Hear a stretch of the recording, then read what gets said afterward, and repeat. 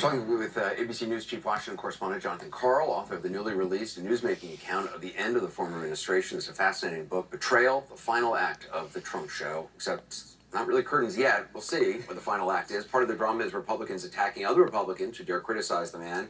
Some, of course, utterly without irony. Senator Ted Cruz, for example, who was so badly bullied by the former president in 2016. Here he was last night. I look at the situation of Liz Cheney, and I just think it's sad. I think she falls into the category of people who Donald Trump just broke, just shattered. She's lashing out at Trump, at Republicans, and everything, and she's become a Democrat. And it's sad to watch what has happened. It is Trump derangement syndrome.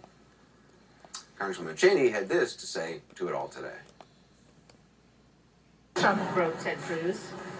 Ted used to say he was a constitutional conservative. But now he is like so desperate for political approval that he will even advocate, suggest secession. I think that a real man would be defending his wife and his father and the Constitution. Back with Jonathan Karl. I mean, what is it with somebody like Cruz? Is it just a pure political calculation? He was a failed presidential candidate himself and spoke very, against Donald Trump when he thought he had no power and wasn't going to win, and then he obviously saw the writing on the wall. I mean, go back to what Cruz said about Donald Trump. I mean, it was the harshest condemnation of Donald Trump that anybody's ever done.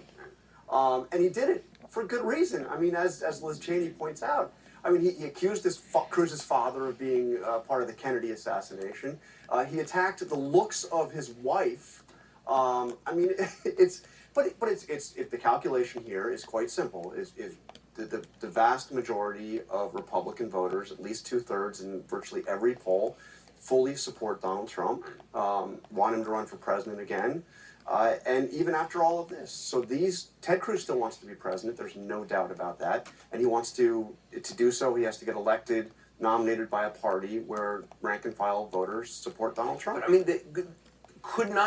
had they just stuck to their guns after January 6th, and Lindsey Graham stood, not that anyone's waiting to hear what's coming out of the mouth of Lindsey Graham, but, I mean, stood by his guns and, he said he was out, he could no longer do it. Mitch McConnell, would it have made a difference? Would it have broken the Trump hold over the Republican Party, or would all of those people then just been killed off by the go-stars of the world? It is a critical moment when the Senate came to hear the impeachment trial, and McConnell ends up coming to this position that we can't convict a former president. Removing a president that's already out of office doesn't make any sense. That was his position. You can argue it. I mean, it's a serious position, one way or the other. But it was close. I mean, McConnell, I know, had conversations and was considering jumping on board to convict Donald Trump to finally be rid of him. But then what happened is he goes to Mar-a-Lago, and somehow the hold on the party faithful is still there, and McConnell reverses course. There's a scene in the book I describe where McConnell comes out, and he comes out against forming an independent commission to investigate January 6th, along the lines of the 9/11 Commission. And Liz Cheney sends him a text message pointing to this statue in Statuary Hall. It's of the goddess Clio.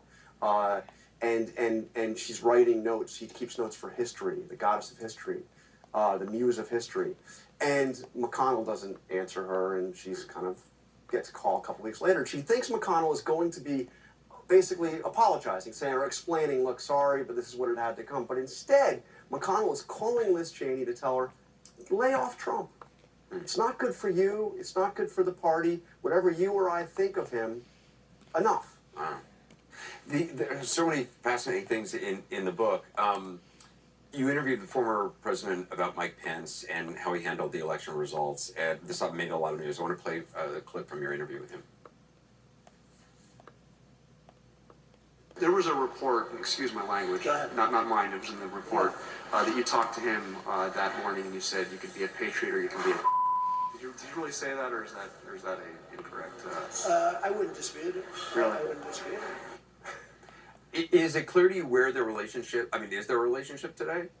Well, they do talk, and they do talk, like Trump had called him on the birth of his of a grandchild just after I had been down there. But there's no real relationship. And listening to the rest of that interview, as you know, in that interview, he justified, he explained, he defended the people that were chanting for the execution of Mike Pence. So he says he's a great guy, I like him, but those guys that were chanting to execute him were justified. Right, they're very angry. They were very angry. How could you pass on a fraudulent vote? I mean, this is a terrible thing. Yeah. And he also says flatly that if Pence did what he wanted to do, that he'd still be president. There's also, but what's fascinating, I mean, Mike Pence, who just, not that he had a huge career before he became vice president anymore, but, he did everything the president wanted him to do. He was loyal. I mean, he stood by him through it all. I remember seeing Mike Pence the day after the Access Hollywood tape broke during the first campaign. He didn't even criticize him then. I mean, nothing. Charlottesville, none of it. But Mike Pence, I think, is ultimately a constitutional conservative, and he knew that it was insane to say that one human being could overturn the will of tens of millions of American voters. And he was never going to do that, but the pressure on him was immense.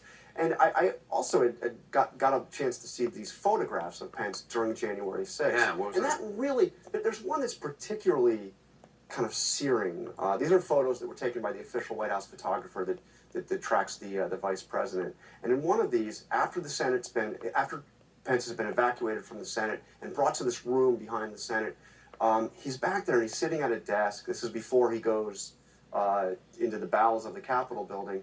And Karen Pence is behind him, pulling the drapes closed, pulling the curtains closed, because she can see out the window the rioters coming. Wow. And she's worried that they'll see Pence. Will those photos ever be seen? I mean, They absolutely should be seen. They're government property. They're at the National Archives, along with all the other photographs that were taken by White House photographers. I asked Pence's office if they would let me use them. I went for months pleading with them. These are important for the history of that day, and they refused. But I've got to believe the committee's going to subpoena them. Yeah. I mean, I think that, because they show, you see where he was afterwards. He was in the bowels of the Capitol. He was in a parking garage, an underground parking garage, because he refused. I mean, it was a moment of true bravery, Mike Pence, because McCarthy, McConnell, Pelosi, Schumer, all the leaders were taken away off the Capitol to a safe location. He refused to leave. And I think one of the big moments that we'll look forward to here is when the January 6th committee has their hearings, theoretically primetime hearings, they will want Mike Pence to testify. Will he testify? Will he testify voluntarily? And if he does, what does he say about that day? Does he finally dramatically break from Trump? Jonathan Carl, we'll watch. Thanks so Thank you, much. Andrew. And again, the book, Betrayal, the Final Act.